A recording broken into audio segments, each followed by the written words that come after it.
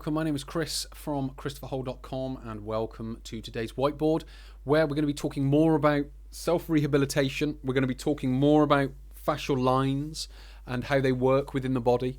This one is the superficial front line. So if you watched my last one, it was all about the superficial back line. This one is the superficial front line that we're going to be talking about. We're going to be talking about the same different titles, if you will. Postural function. We're going to then talk about movement function. Areas of tightness, I should really put / compensation there. That would be a better way of describing it.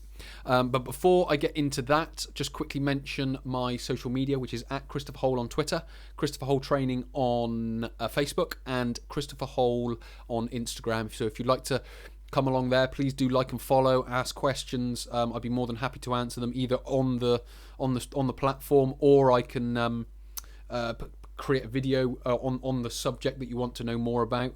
Alternatively, come to the website ChristopherHole.com. These videos are shared on there with a little bit of text. So please do come along to any of those. It'd be great to have you there. I try and talk as much about health and fitness, or underneath the umbrella of health and fitness, as I can. So yes, please do come along, like, follow, and learn, if you will. So today's topic is more on self-rehabilitation, but this time we are talking about the superficial front line. Now, the superficial front line is the band of muscles, if you will, that span the front of the body. So you can see here, it starts, in fact, you can't really see it that well because the picture's quite small, but it spans around the back of the neck, or around the back of the head, I should say, and then it comes down through the neck, down through the upper chest, down into the abdominals, and then onto the front of the pelvis. What then happens is it then jumps across to the front of the pelvis still, down the front of the leg, or upper leg, so you include the thighs in that, then down the front of the shin, and then into the top of the foot. And what you then get is this is where the superficial back line and the superficial front line would join. It's only very sort of thin and minor, but obviously around each of the toes, there's then sort of a fascial link around the toes onto the bottom of the foot, which is where the superficial back line starts. So what we are talking about, and also if you look at the top here, where the superficial back line will sort of over or underlap with the superficial front line on the skull. Obviously the superficial back line comes right across onto the forehead here, whereas the superficial front line joins sort of around the back. So they overlap at the top and also at the bottom. So when I sort of say, or even when Tom Myers says in his Anatomy Trains book, he'll say that essentially the body is one suit, if you will, one fascial suit. And that's kind of how we have to think of it. But for the means of explaining, he's turned them into these fascial lines. So obviously what became before was the individual muscles. What we're now doing is we're now layering that and taking the individual muscles and knitting those together into fascial lines. And then what will happen eventually is they'll talk about the suit as one thing, if you will. So you've then got, what's happened is we've had 500 to 1,000 years of reductionism, i.e. breaking the body up into individual muscles.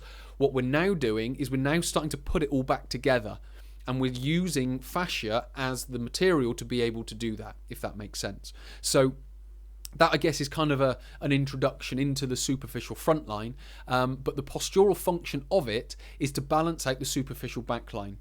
It's to lift the pelvis, ribs and face into extension, and also to extend the knee. So if you look at where it's organised with regards to the muscles that are involved within it, you can see it's there to lift the pelvis out of a lordotic posture. So if you watch my superficial backline video, you'll see that lordosis is a compensation of the superficial backline. Well, this is the one that is there to lift the pelvis. It's there to lift the ribs, and it's there to lift the face. So if you've got people with rounded shoulders, forward head or dropped chin, I should say, then this is the line that we need to be focusing on. The movement function is to flex the trunk and the hips, to extend the knee, and to dorsiflex the foot. So i.e. to bring the toes towards the shin, which is dorsiflexion. The need to create sudden, strong flexion movements requires the superficial front line to have more fast twitch muscle fibres. So again, if we go back to the superficial back line, you'll understand that it's slightly thicker, slightly more endurance based, so it has a lot of slow twitch muscle fibres, whereas this one is kind of the opposite. Because it's more explosive, it has more of the fast twitch muscle fibres. So we get areas of compensation or areas of tightness. You've got ankle plantar flexion, which is basically the opposing movements of the superficial front line. You've got knee extension.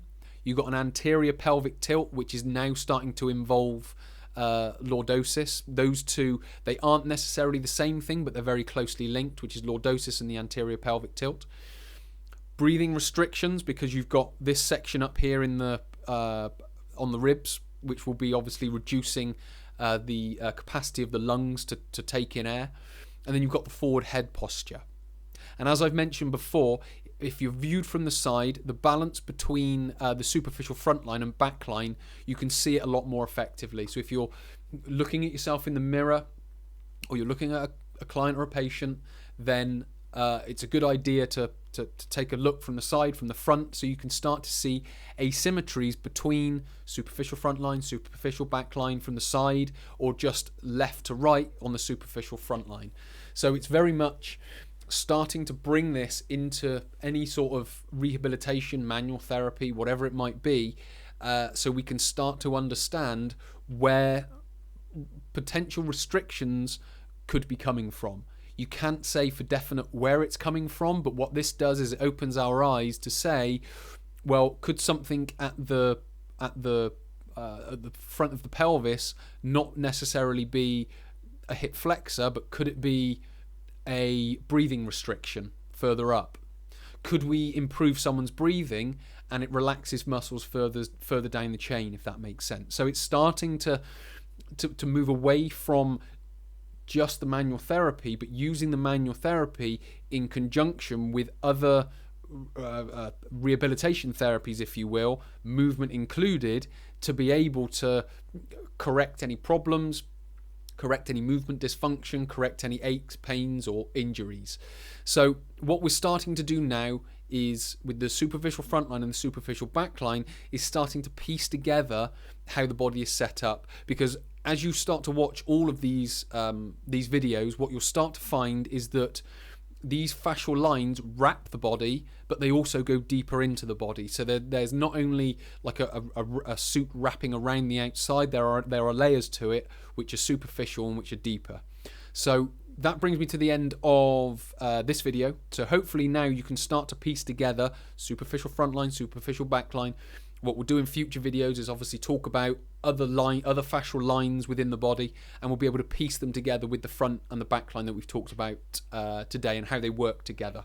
So many thanks for watching. My name is Chris from Christopher Hole Training. I'll speak to you in the next whiteboard.